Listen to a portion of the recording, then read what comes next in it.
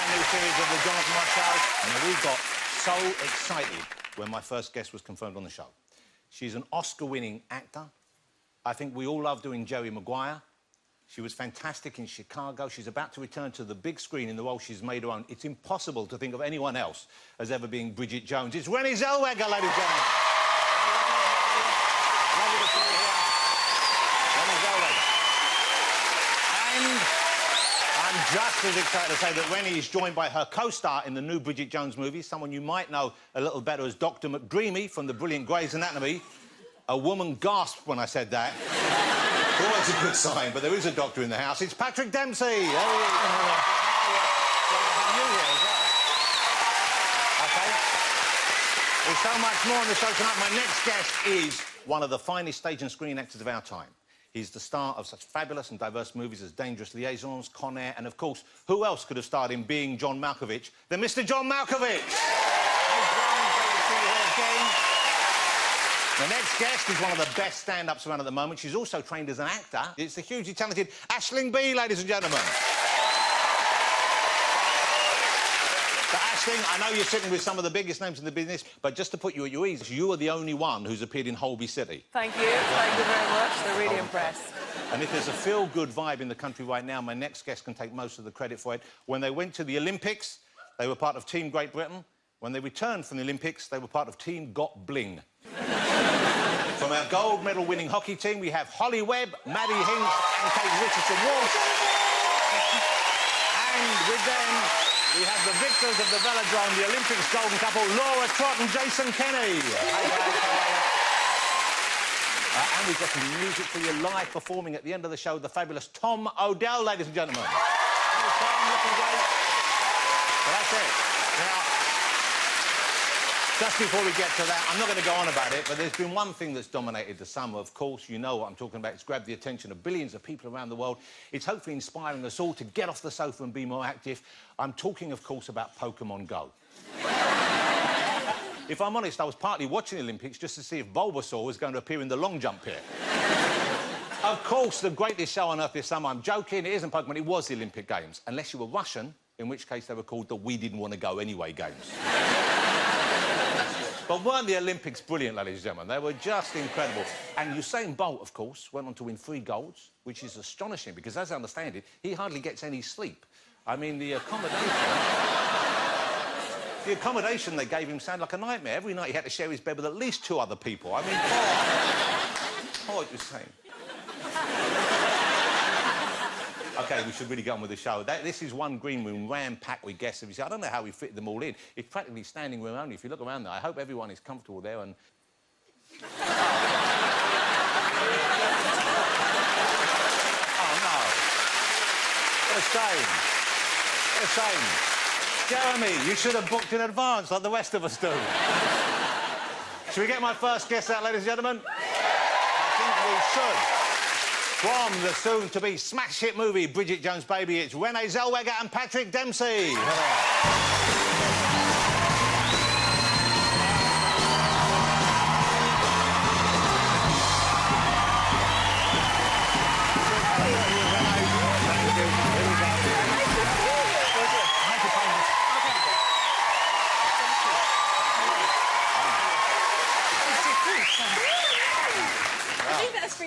Was for you. I think the whistles were for me. Yeah. Okay. So great to have you back on the show. Thank you so much for coming on. Bridget Jones, back on the big screen. It's out this Friday. I've seen it. I loved it, and I'm almost embarrassed to say I cried a little bit at the end. Oh, that's really good news. Yeah, it's good news. 12 years since the last one. So, where is Bridget in her life? Well, she's a little bit older. And she's moved on in her life a little bit, probably less naive, more professionally accomplished, but still hopelessly romantic, which I'm so glad about. Yeah. Yeah. Well, that's kind of what we love about her, in a way, of course. Yeah, I think so. Did you have to relearn being Bridget? To get back into playing her? Because the accent, everyone was so amazed when you first played her that you nailed the accent so brilliantly. So to get back into it, was there a new learning curve, or did it come back to you very easily? Well, I have a lot of help. I have Elena and lovely Barbara Berkery, who's very intimidating. She's very stern, and she sits close by waiting for me to mess up. So, yeah, I'm scared into it, really. And she's a vocal coach or just a nasty piece of work?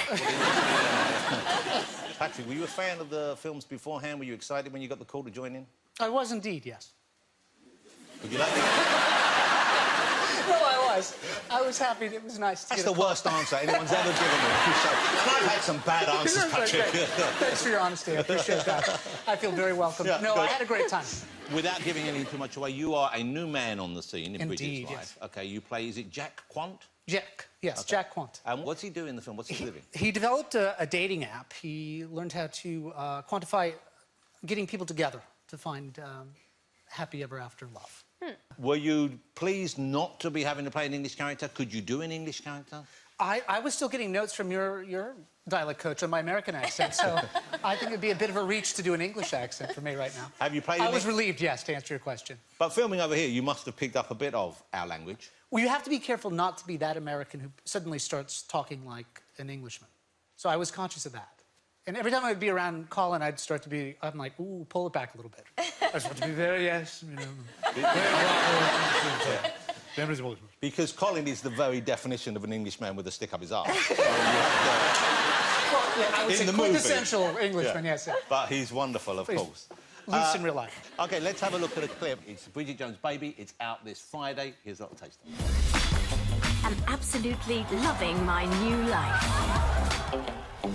Have top job as producer of news programme. I'm looking for someone dynamic to lead. Any volunteers? Do you need the bathroom, Bridget? And maintaining good relationship with ex. How are you? Very well, thanks. How are you? I'm fine. Glass of wine? Have a whiskey, please. Big glass. Double. And my love life is showing signs of improvement. It fits. Aside from one tiny development, I'm pregnant. Everything is completely under control. Sort of. There you go, ladies and gentlemen. Bridget Jones' Baby on the big screen where it belongs. OK, there's a great cameo in the film from Ed Sheeran. We saw him briefly in the clip there. How was it working with Ed? Was it fun to film with Ed? Oh, he's a great guy. Really, really sweet. Really, really nice guy. And he's pretty good. I think he kind of acts pretty well, doesn't he? Yeah, he did a good job. Yeah. I think this was the first thing that he had done. He's a natural. But when you're starting out in the industry, I guess it must be nerve-wracking when you're working with established names. Did the two of you find that when you were your first jobs, when you were working with people who'd been doing it longer? Oh, sure, yeah. I've seen you in some very early work, Patrick, and you had an extraordinary amount of confidence. Naivete, yes. Ignorance is bliss. Well, no, I mean, if you don't mind, with your permission, I'm going to show an early clip. I don't know whether this was I cannot wait to see what you Whether this was you... discovered. I think you're going to enjoy this. I'm sorry, what year was this? 1984. I don't remember that far back, unfortunately. How old were you in 84? I don't remember. Here we go. Quite young. This is... because your voice I'm is... sure the fashion was great. Oh! Who knew? I didn't know men wore off-the-shoulder tops. Oh, I cannot wait to see this. This is Patrick back in 1984. Patrick Dempsey.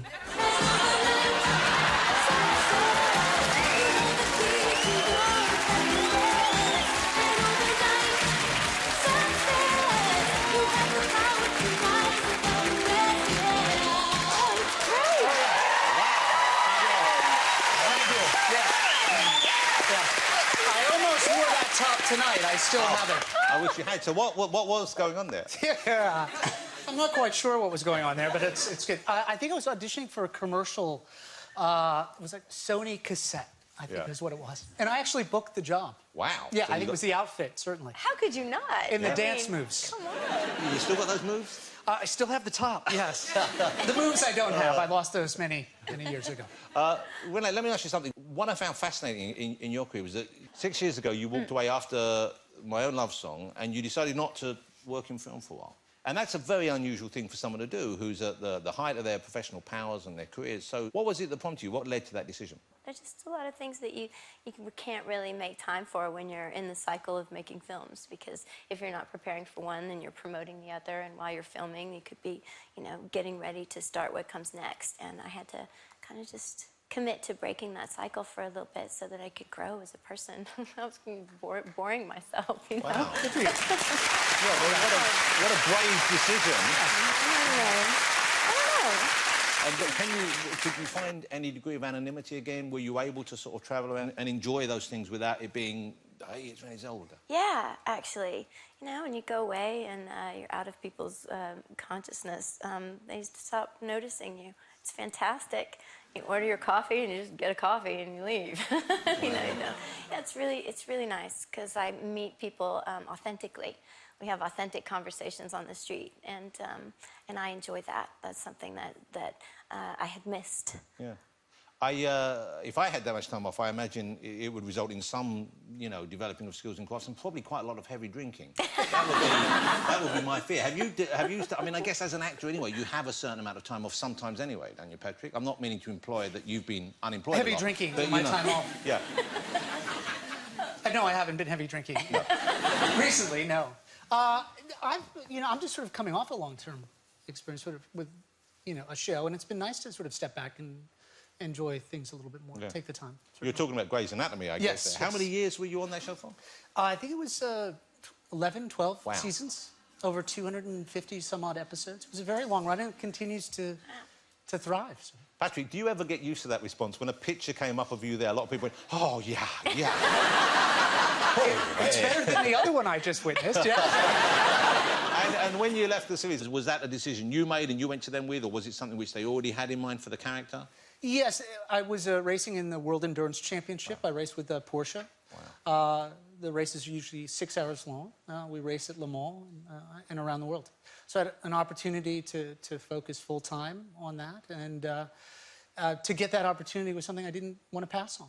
And how's your wife with you racing like that? 'Cause it's a pretty dangerous sport. It must be something that she has some reservation about. Yeah, she was less than thrilled, certainly, yes. There was a lot of travel, so it took too much time. Renee's fascinated by my finger, ladies and gentlemen, which is not a sentence I thought I'd be saying on this show. But in a very manly... I injured it on a deck chair last weekend, so... if this was Patrick's finger, you'd be going, wow! So a day off for you, though, Renee, what would you do? We know what he's going to do. He's going to ditch the wife and kids and go off with his pals and break the law on the high road. But you, what would you like to do? Oh, gosh. Do you do any crafts? Do you knit, or have you whittled a spoon ever? Do you weld? Have you ever grouted tiles? Yes, I'm working on my house at the moment, so I probably can go run up and do that. Probably, yeah. I love it. And are you what we would call handy around the home? I think so, yeah. I can't knit, but yeah, I could build a septic system if you needed me to. That's useful, actually, Yeah. more than knitting. That's more fun. Yeah, I think. But not as nice to wear. You've already noticed the remarkable aphrodisiac effect you have on people. Right. Patrick. Okay.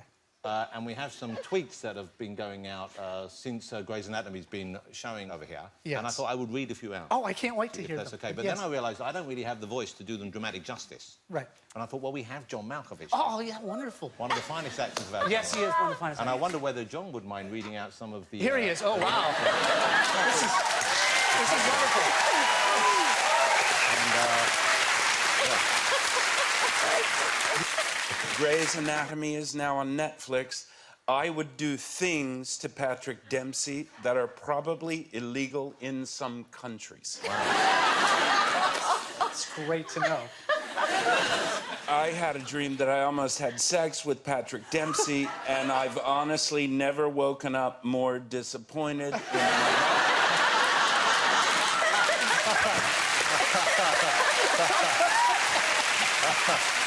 Well, you're not responsible for that. That's a dream. Thank God it was a dream. God bless Patrick Dempsey's parents for having sex and creating him.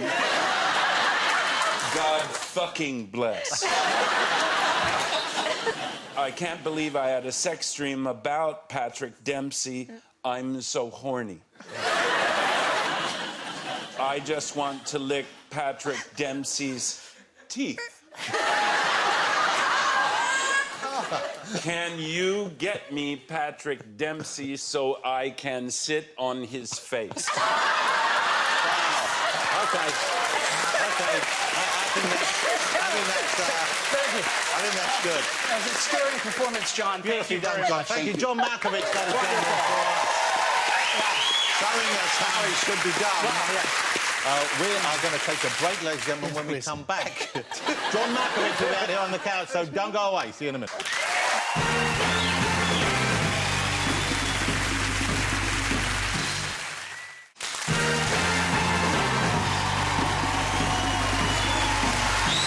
Welcome back, ladies and gentlemen. Renee and Patrick are still here with me on the couch, so we are going to bring my next guest out here. I'm not overstating this, I'm not saying this for any other reason, it's true. He's one of my favourite actors, whether on stage or screen of all time. It is the incredible Mr. John Malkovich.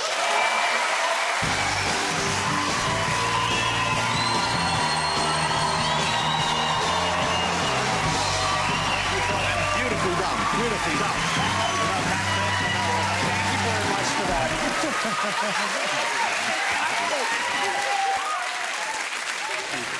John, that was beautifully done. How powerful a dramatic reading that was. Thank you for that, Thank sir. you. Moving stuff. So you guys worked together. Was that the Transformers movie you Yes, did together? yes. But you didn't have scenes together, I don't think. No, did you? unfortunately, we didn't.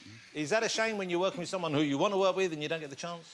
Yes. It is a shame, but I think on those big films, it happens sometimes, you know. John, if I think of some of your early films, I think of Dangerous Liaisons in particular. It's sort of a romantic character you play there, a flawed human, no doubt. But it's a romantic thing, and yet you don't get often the romantic roles so much anymore. No. I have noticed. Would you like to be in a film like Bridget Jones' Baby? Would you have jumped at a chance like that? No, honestly, at my age, not so much. 10 years ago or 20 years ago, sure. I think you're still a fine-looking man.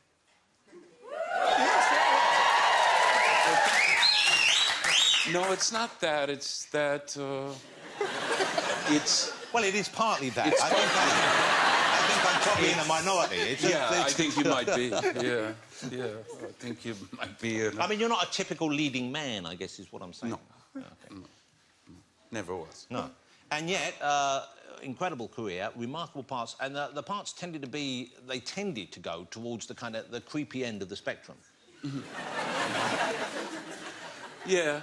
I did. I was thinking about it the other day because there's about to be in London a revival of a play I like very much called The Libertine, which was about John Wilmot, the Lord Rochester, the second Earl of Rochester.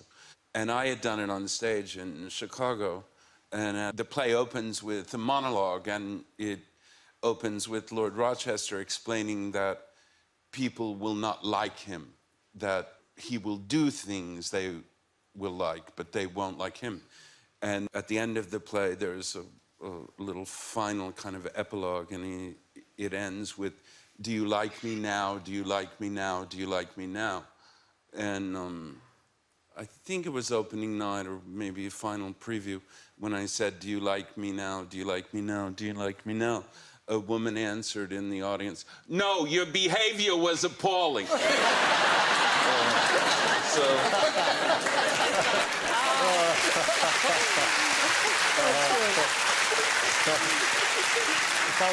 How do you, not that you have to define yourself in any narrow way, but what do you think of yourself as primarily? Because I know you primarily as an actor, but you have directed film, you have directed stage, and you're back directing a play now. How do you think of yourself primarily? You know, I never think of myself, so if I had a preference of the things I do, it's probably directing plays and watching good actors. Well, you're here because you have a new play that you've directed opening here this Friday. What's The Good Canary about? It's a play that was given to me by an American actress, Lucy Liu, which had been written by her then boyfriend, Zach Helm. And she said she wanted me to direct it, and she sort of told me about it. And then she said it's written by my boyfriend, and I was kind of, then I took it upstairs and read it and thought it was fantastic. So I did it in Paris. And you did it in French or you did... In French. You speak French, of course. Yeah. You sort of started on the stage. Did you guys start on the stage as well, or were you straight into film and television? Does the school play count? Yeah, a little. Okay, okay, yeah. Playing for Time and The White Rabbit and Alice in Wonderland. Yeah, okay. I was looking for something a tiny bit more proud of that substantial, but I don't know whether... What were you like as a little boy, John? I have trouble picturing you as a child. I was overweight, very violent. You know, it's the goalie on the field hockey team. Yeah, it's Maddie, who's here this evening, yeah. Yeah, who they call Mad Dog. And, you know, I have a slight bone to pick with her because that was actually my nickname when I was small. My family would lock the doors and windows of the house, and they would stand at various doors and windows, frothing at the mouth and chanting, "Mad Dog, Mad Dog." Well, I'd be, like, beating my head against a tree or banging it against the sidewalk or whatever, you know. So that was me. Come to think of it, I can imagine you as a child, after all. Not so difficult now. John, let me ask you about the stunt work in your film, because I'm surprised you've done a lot of your own stunts. I know when you worked with Gerard Depardieu in Man in the Iron Mask, you performed quite a lot of the more challenging roles in that, didn't you? Yeah. Gerard I've done 5 films with, and Gerard really hates it when you rehearse.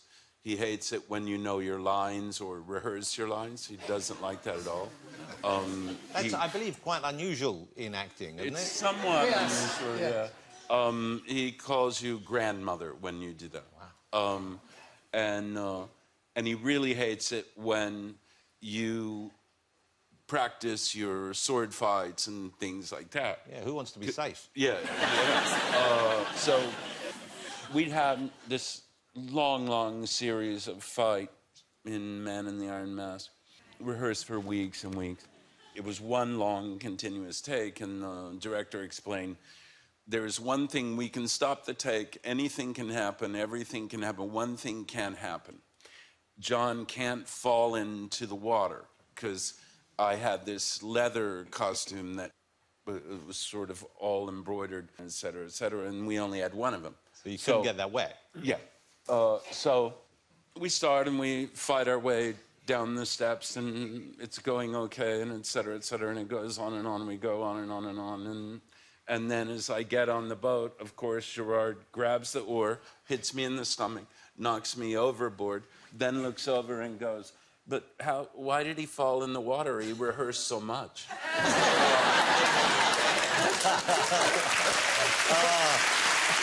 Gerard! And all because he wanted to go down to his house for the weekend and get off on Friday and get a kind of head start on the drinking. You know, I'm going to wrap it up here now, but I feel bad that we don't show the audience what was under the desk, Patrick. Okay. I hope you don't mind this. Have you ever juggled, by any chance, John? No. Renee, have you ever juggled? I've mastered 2. You can juggle with 2? It's not impressive. You have to take 3 in the air. Patrick, you can juggle. It doesn't. Yeah, Yes, it doesn't count. I was second in the International Jugglers Competition. Wow. Junior division in 1986. Patrick, so you win at racing, you win at juggling. What are you compensating for? OK, so I wonder, would you like to see Patrick juggle a little bit later on? We got 1. Clubs, yes. OK. We got 2. Yes, these are clubs or pins. And you can do it with 3? Yes, 3. OK, let's get 3 would be a good start. OK, you start with the 3. Yes, 3, and it's what is called a cascade is usually the proper way to do it. I haven't done clubs in quite some time. I started in my shop class because the power had gone out. And I would go, and this was my escape out of a small town in Maine, was to juggle my way out. And then start with theater. But, Wow! There it is. Okay. Come on. 4. Let's go 4. If you have balls, I can do 5 balls. I'll try Holy- 5 balls. Yeah, But that's not the first time someone said that to me. I'll give it a shot. OK, here we go. People are always fascinated with juggling for some reason. I'm not quite sure why, but it's the because same principle. It's a 3-ball cascade, which is this. And then let me see if I can do one pass to make this happen. Patrick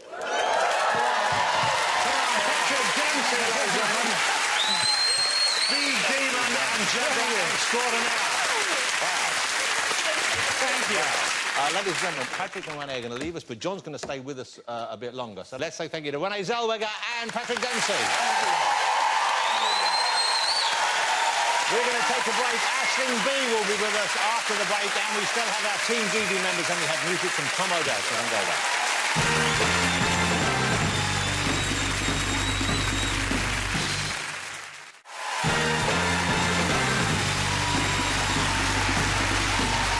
Welcome back, ladies and gentlemen. I'm still here with the fabulous Mr. John Malkovich, but let's get my next guest out to join us. She is a brilliant actor. She's also a fabulous comedian. It's Aisling Bea.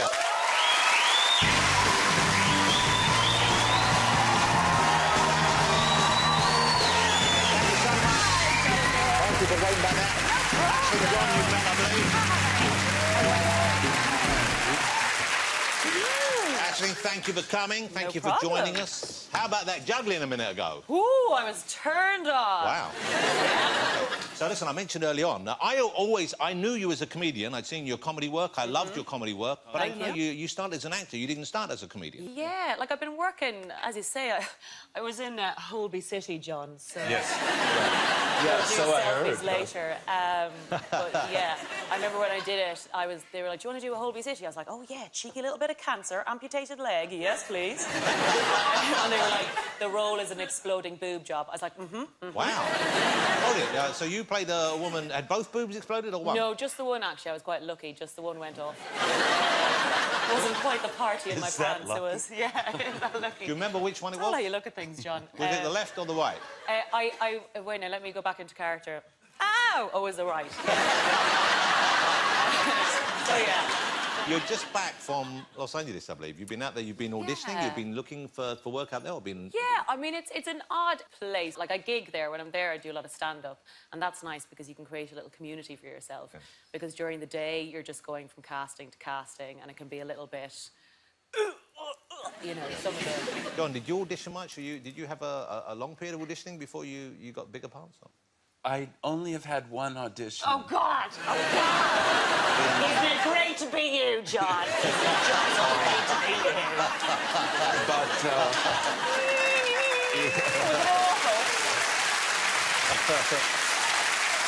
but I didn't get the part. Oh, you didn't get the part? What was it Poor for? thing. I think for a bank.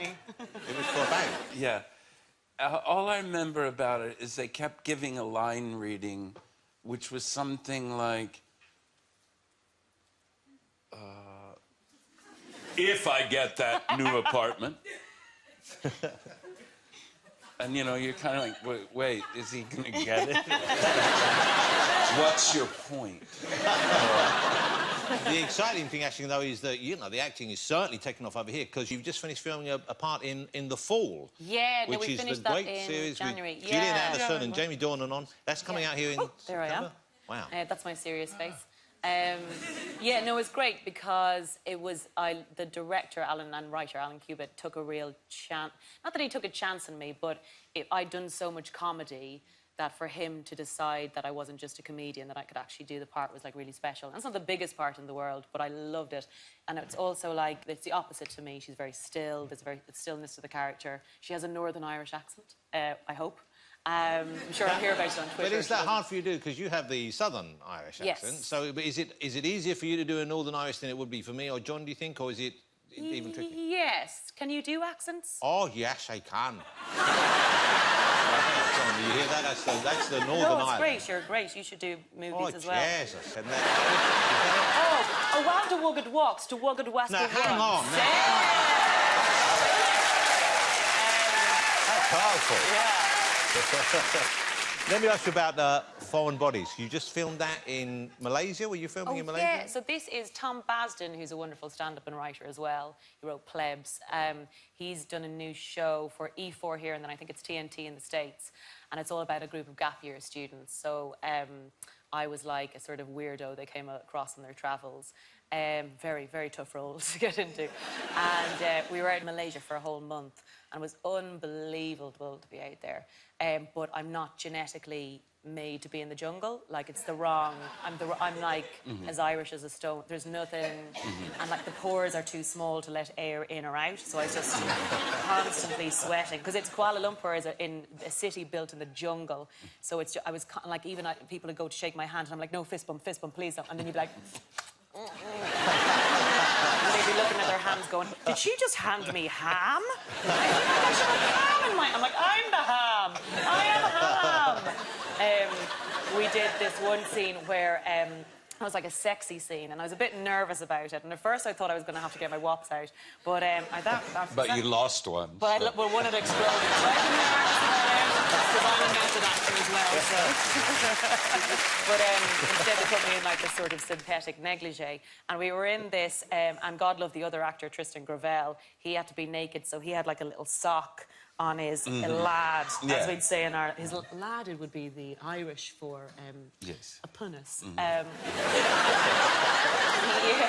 We were there in this sweaty room with like 9 men. That wasn't what was happening in the scene. Some scene you were playing there. I know. I painted it darker than it was. Yeah. But there was like the cameraman and the first AD and everyone, and then they had to turn off the aircon in this little hotel because it was making too much buzzing on the sound. And the heat, I mean, it was like we were all creating rain with our own bodies. And the woman who's doing costume didn't speak much English, and she was just like a bit loud, like that sort of, you know, when someone pretends to whisper in a house, like she did that. And she came over to me and she's like, your boobs making water on dress. And I was like, keep it down a bit. It's like cotton wool, and I was like, you want me to put cotton... Oh, God, so I had to put cotton wool underneath my boobs. And it stayed there, which is that famous test of age. It was like... Well done.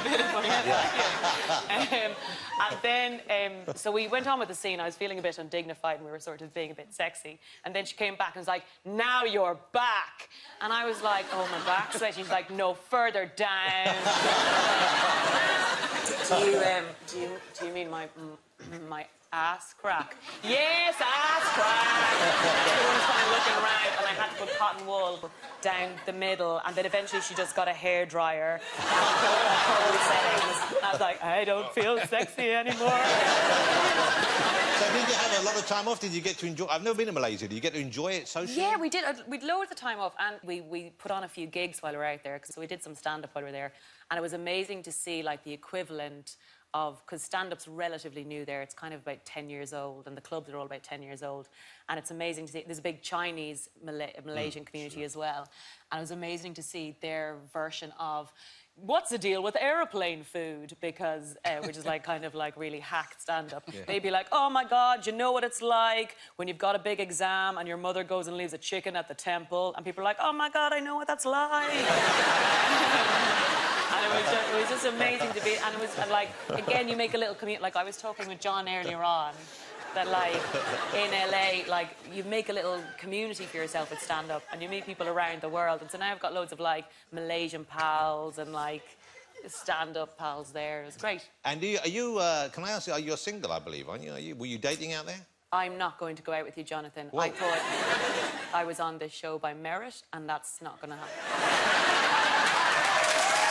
Yeah. Okay, well, fine. Okay. So can I ask something? Yes, I will go out with you, John Malcolm. Can I ask? How does the chicken at the temple joke end?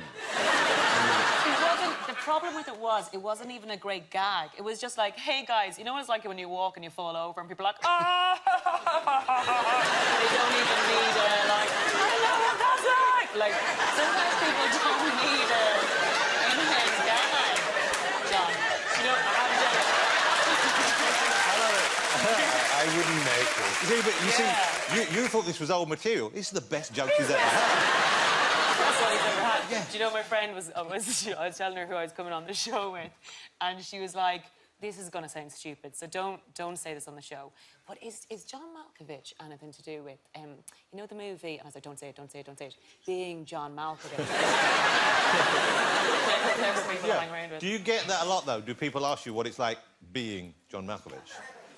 I do get that mostly from journalists, but the thing I get the most is people come up. Somebody did it at the little, off-license shop yesterday down by where we stay. They always say, I look like John Malkovich. And has anybody ever told me that? And I go, no. And then they go, you sound like John Malkovich.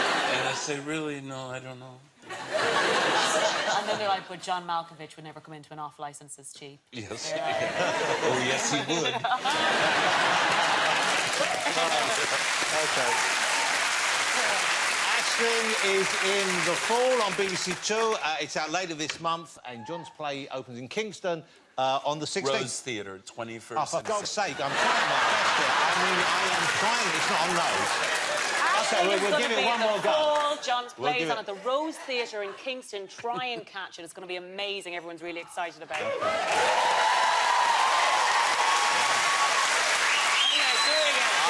not going to leave it at that. Come on. OK. Will you join me in saying that John and Aisling are going to leave to make space for our GB gold medal winners we have in the building? So let's say thank you to John Malkovich and Aisling B, ladies and gentlemen. Thank you, guys. So let's say still to come on the show, we have 5 gold medal winners from the Olympic Team GB, and we've got music from Tom Odell. Don't go away.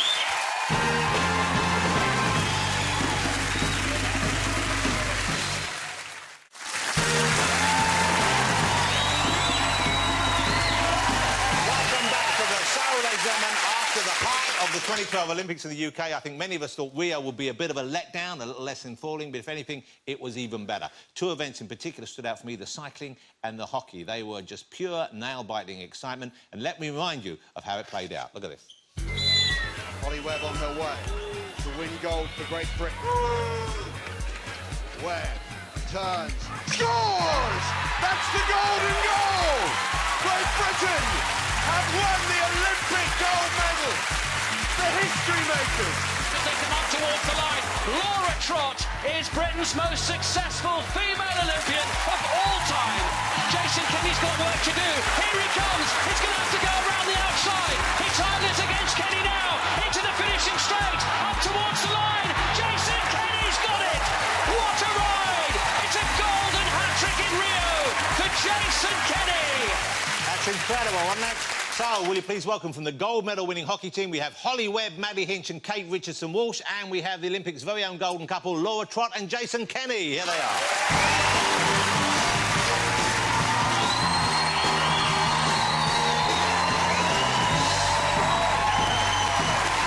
Hello, Laura. Thank you for waiting. Jason, how are you? Don't mind, it'll be painless. Hello, how are you? Lovely to meet you, Maddie. Hello, Kate. Thank you for joining us.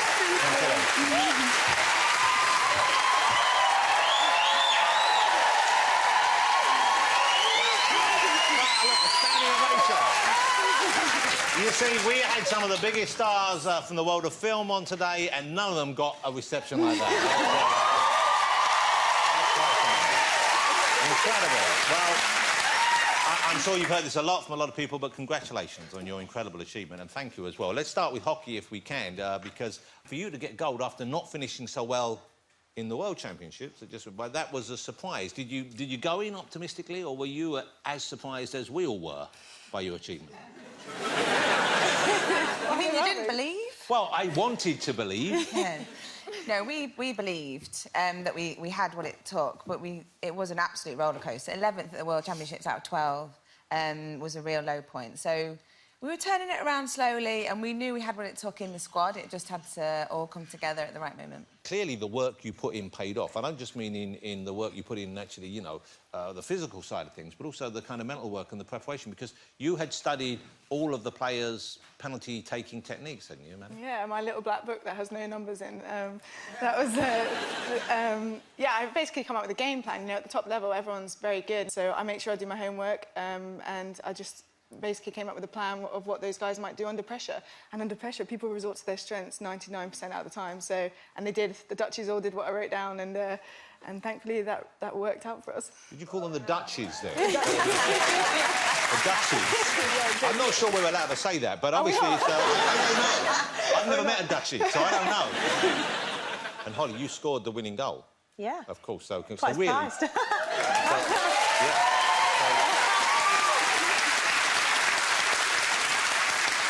So really, you won the medal, really. I mean, No, there's 31 of us that train at Bisham Abbey, and every single one of those girls has got a part in this medal that we've got. it's kind of a brutal game as well, isn't it? I mean, there's a lot of dangerous. Yeah, yeah. And it's not what has happened to your finger. I mean, goodness. Yes, and where's my medal? We've got you one. Oh, okay, look at that. Oh, look at that. Whose medal is it? I really, you know, obviously I deserve one, but that's not the point. No, it's lovely. Now, you don't have your medals with you tonight, do you? No.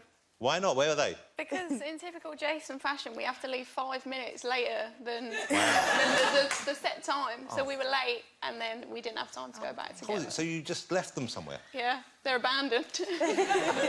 But not at a petrol station or something. I mean, they're at home, I hope, are they? Yeah, they're at home. And you guys, the big story, of course, was you guys as a couple as well. And that's, there's been a lot of interest on that. Did that make it harder or easier for you, knowing that people wanted you both to get gold? Because obviously that's, you know, the icing on the cake for us.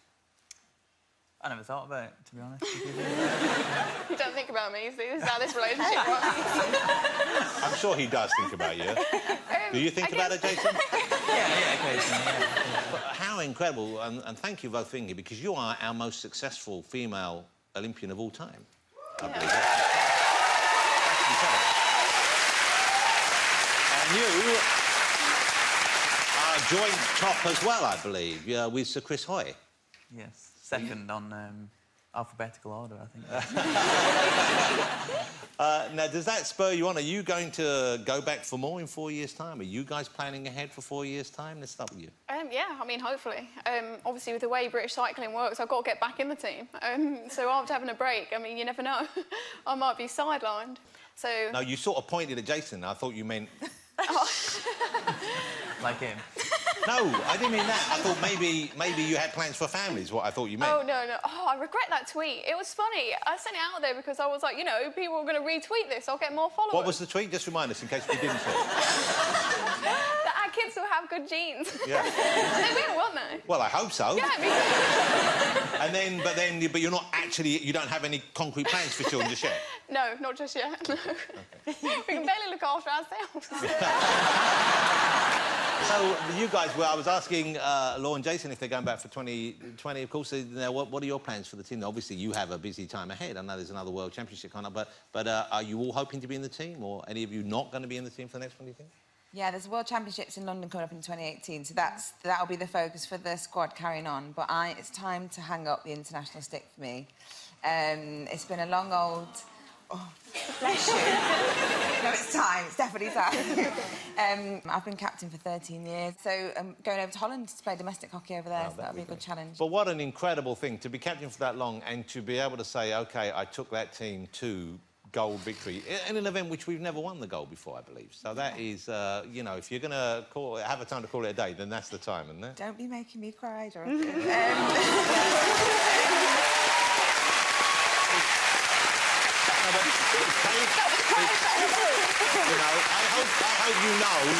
I hope you know how much we know what a fantastic achievement that is for the whole team, but for you as captain as well. You know, you're the heart and soul of that team, and you inspired them all, I think, and I feel I'm right in saying that, aren't I? Yeah, definitely. She was one of my inspirations when I was growing up. I know I've said this to her before, and she finds it quite embarrassing, but I was at primary school when the Sydney Olympics... Hold on, that's a backhanded compliment. I didn't mean it like that. So I was at primary school and that was the first Olympic Games that I watched and was just glued to the TV and got goosebumps. And Kate and Helen both played in that Olympic Games. And so those two have just been an inspiration for me, and especially Kate, she's a defender and I'm a defender, has just been an inspiration throughout my whole hockey career, and I can't believe I've even played with her, let alone won a gold medal with her. So she's a living legend. Wow. I imagine, what was it like the night when it was over? You guys were already back here, I guess, but on the night when you got your medals together in Rio, how did you celebrate? Did you celebrate that evening? No, we just went back to the... we're boring. Yeah. We just went back to the Athletes Village and ate pizza all night, that's it. But I guess in a way that must have been nice, because presumably you can't eat pizza all the time when you're training. No, exactly. Well, I actually wanted McDonald's, but Jason took too long to get ready. So.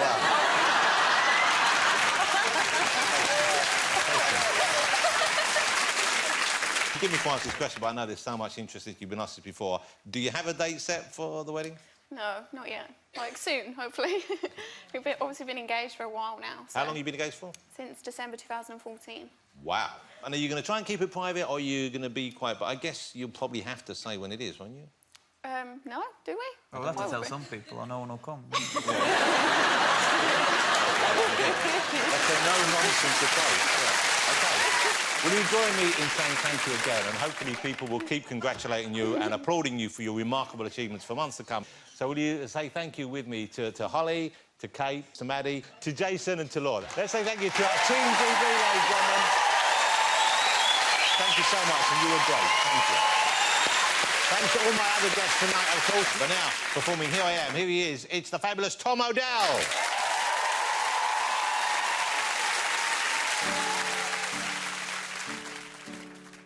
Thought I was over you. I put out the flame. Said tonight I'd be different. Wouldn't need to play your game. I walked past your tower block, saw a flick in the blinds. Said tonight I'd be anyone I'd walk by. Here I am, running up the 7th floor, knocking the 11th door. I'm sick of trying, I'm sick of trying. Baby, could you love me some more?